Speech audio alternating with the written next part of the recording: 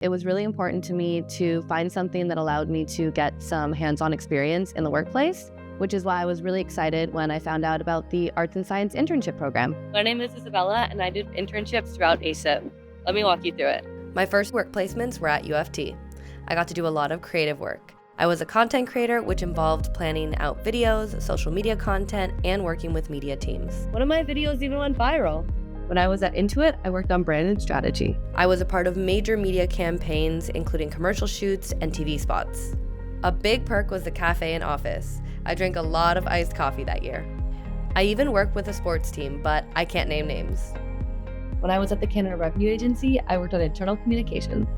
Throughout my ASIP term, I feel like I have gained a lot of confidence, learned to trust myself, and grown my professional network, gaining connections for life.